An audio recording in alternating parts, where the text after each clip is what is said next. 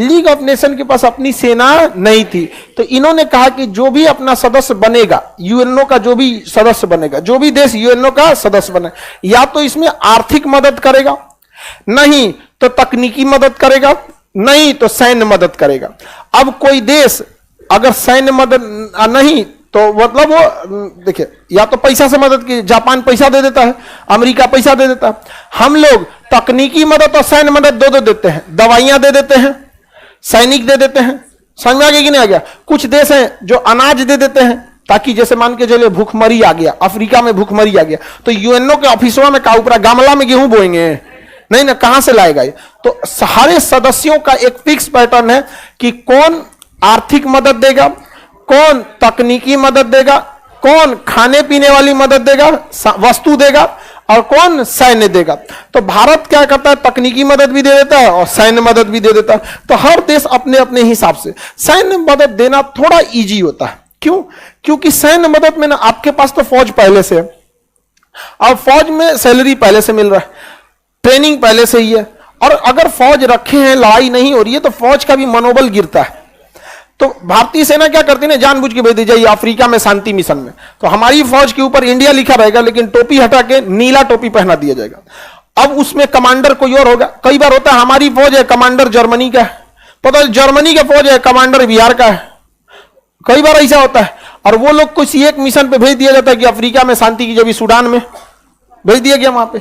इससे फायदे भी होते हैं क्या कि हमें बाकी देशों से तुलना में अध्ययन करने को मिलता है कि दूसरी देश किस तरह से एकोमोडेट कर रही है, किस तरह से एक देश दूसरे देश में कम्युनिकेशन कर रही है, बातचीत कैसा कर रहा है। फौज की बातचीत में कोडिंग होना चाहिए, वरना सब सुन लेगा वहां पर। समझ आ गया कि नहीं आ गया? वो अपने से कोडिंग में बात करता है वहां पर, नहीं कोडिंग नहीं रहेगा तो सब बात ये सुन लेगा वहां पर। कहेगा ऑपरेशन जीरोनिमो स्टार्ट, पते नहीं है ससुरा कौन चीज स्टार्ट हुआ है, आज बस उसी को पता है कि ऑपरेशन जीरोनिमो है क्या। सबका अलग अलग कोड होता है। तो हम लोग सैन्य मदद भी ज्यादा देते हैं। तो यूएनओ का इस तरह से स्थापना हुआ। अब जहां पैसा की जरूरत है, अमीर देश पैसे दे दे रहे हैं, तकनीकी देश तकनीकी दे दे रहे हैं, जो गरीब देश हैं अनाज दे देते हैं, और भारत जैसा देश है सैन्य मदद भी दे देता है। बांग्लादेश सैन्य सबसे आसान पड़ता है सैन्य मदद, क्योंकि सेना आपकी पहले से वही भेज दीजिए, सैलरी एक्स्ट्रा दे दिया जाता है। जैसे भारत में अगर कोई सिपाही है फौज में 35,000 सैलरी उठा रहा है, अगर उसका डिपोजिटेशन यूएनओ में हो जाता है ना 1.5 लाख, सीधा कितना हो जाता है 1.5 लाख। आप में किसी के घर के लोग फौज के थ्रू यूएनओ में गए हैं? आपके भैया हैं, मतलब गांव में, गांव मतलब आप ही के गांव के थे, यूएन मतलब आर्मी से फिर यूएनओ में भेजा गया। ज्यादा दिन नहीं भेजता, 3 महीना या 6 महीना 4 महीना। कितना सैलरी हो गया था? 1,65,000। देखिए, तो फौज में ना सब मनाते हैं, लेकिन भैया 6 महीना के लिए हमको कहां भेज दे। और 1,65,000 है तो सिपाही रैंक पे होंगे। अगर ऑफिसर रैंक पे रहते ना, जैसे लेफ्टिनेंट कप्तान 3-4 लाख पहुंच जाता है। अब मान के चलिए कोई लेफ्टिनेंट है और 6 महीना के भेज दिया कहां पर, सूडान में, वहां पे। अब 18 लाख हो गया, चला यहां पर। और उसके बाद से प्रमोशन में भी फायदा हो जाता है। समझ गया? प्रमोशन में फायदा क्यों? क्योंकि जब सीनियरिटी देखी जाती है, अगर कैप्टन से मेजर बनाना है, दोनों एक ही बैच के हैं, तो फिर सीनियरिटी तो बराबर हो गई। अब देखा जाएगा एक्स्ट्रा कौन काम किया है। अगर उनमें से कोई एगो कमांडो ट्रेनिंग किया है तो उसको एगो पॉइंट्स ज्यादा मिलेगा। तो कहेगा हम यूएनओ में ड्यूटी किए हैं तो एगो ज्यादा मिल जाएगा। तो कभी कभी सुनते हैं फौज माउंट एवरेस्ट पे जा रही है, ये भी कहते, तो पॉइंट्स मिलते हैं प्रमोशन के लिए। तो काफी अच्छा होता है ये चीज। सैलरी भी ठीक ठाक मिल जाती है, यूएनओ से भी पैसा मिल जाता है, क्योंकि भारत सरकार तो देती ही देती है, और उधर से यूएनओ भी दे देती है, क्योंकि ऑर्गेनाइजेशन तो यूएनओ का है। यूएनओ एक वर्ष किसी देश से सेना लिया तो किसी देश से पैसा लेगा, और पैसा से कुछ सेना को भी देगा। तो कुछ भारत सरकार भी बढ़ा के देती है, और कुछ उधर से यूएनओ से भी मिल जाता है। येलो हेलमेट, उसको ब्लू हेलमेट कहा जाता है।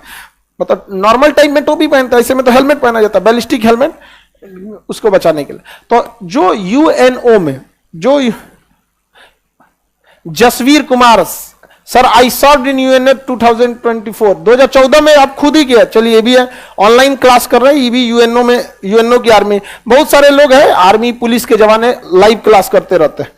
लाइव क्लास से एक फायदा है, तो जितने 2014 में ये लोग किए, अब बहुत सारे लड़का से तो पता नहीं क्या अपने मम्मी पापा को भी बैचवा दे देता है। आमा सर्वर भर जाता, टीचर के बैच के लिए सर्वर में जगह नहीं है यहाँ पे। तो समझिए, तो यूएनओ जो लीग ऑफ नेशन में मेन कमी थी, उसके पास फौज नहीं थी, फौज नहीं थी। और यूएनओ में क्या हो गया, फौज आ गया। यूएनओ में क्या आ गया, फौज आ गया। वर्तमान में यूएनओ में 193 देश है। सबसे लास्ट में बना था सूडान, सबसे लास्ट में सूडान। आज सूडान में भयंकर तबाही आया हुआ है। तो यूएनओ की स्थापना 24 अक्टूबर 1945 को है। यूएनओ, वर्तमान यूएनओ में कितने सदस्य हैं? 193 सदस्य। कितने सदस्य हैं? 193 सदस्य। आप कोई देश किसी दूसरे देश पे कब्जा नहीं कर सकते, बाकी 193 मिलकर मार देंगे से उसको। यही गलती कर दिए थे सद्दाम हुसैन, वो चल गए कुवैत पे कब्जा करने, कुल मिलकर मार दिया सब। अमेरिका क्या करता है, अफगानिस्तान पे कब्जा नहीं करेगा, अफगानिस्तान पे हमला कर देगा कि हम आतंकवादी को मार रहे हैं। वहां किसी को पकड़ के कहेगा तुम सरकार चलाओ, उसको बैठा देगा सरकार, और उस सरकार का कमांड अपने हाथ में ले लेगा, उस सरकार से लिखवा लेगा मुझे सैन्य मदद की जरूरत है, अमेरिका मुझे सैन्य मदद दे, 2 लाख फौज। अब हो गया, हम हमला करने थोड़े हैं। उस देश की सरकार हमें क्या दी है, लिखित में दी है। नहीं समझा, तुम पकड़ लिया, समझ रहा है? यूएनओ में कितने देश? 193। किसी को कोई दिक्कत नहीं ना? यूक्रेन पे मारा है, आप देखे होंगे सबसे पहले डोनेस्क और डोनबास को कहा कि यह विवादित जगह बोला। उसके बाद डोनेस्क में और डोनबास में एक सरकार का गठन करा दिया। अब वो सरकार लिखित में क्या कर दी, दे दी, और वहां चुनाव करा दिया उसने और प्रस्ताव पारित कर दिया। 90% से ज्यादा लोगों ने कहा रूस में विलय कर दे, विलय हो गया। समझ में गया? तो हम लोगों को भी जब अखंड भारत बनाना होगा तो पाकिस्तान में अपनी पसंद का एक सरकार बनाना होगा। पहले थूर थार के जितना ऑर्गेनाइजेशन है, आर्मी मिलिट्री है, इनको तबाह करना होगा। उसके बाद किसी एक को कहना पड़ेगा प्रधानमंत्री बनेगा, कहेगा बिल्कुल बिल्कुल, सुभान अल्लाह, प्रधानमंत्री। पाकिस्तान में बना दिया जाएगा उसको, अब वो बन जाएगा प्रधानमंत्री। अब वो अपनी कैबिनेट से पास करेगा कि मैं अपने जमीन का विलय भारत से कर रहा हूं। उसके बाद भारत का उसमें हो जाएगा विलय, तब बन जाएगा अखंड भारत। ये हम क्यों बता रहे हैं आपको? आप वो गलती नहीं कीजिएगा जो सद्दाम हुसैन किए थे, डायरेक्ट कुवैत पर हमला कर दिए थे। डायरेक्ट हमला करना है जी, सोच रहा यूएनओ चढ़ जाएगा, हम लोग के ऊपर दिक्कत हो जाएगा। उसमें चाइना बैठल है, कह देगा यूएनओ को हम 2 लाख फौज दे रहे हैं, यूएनओ भेज देगा भारत में। समझा गया? किसी को कोई दिक्कत?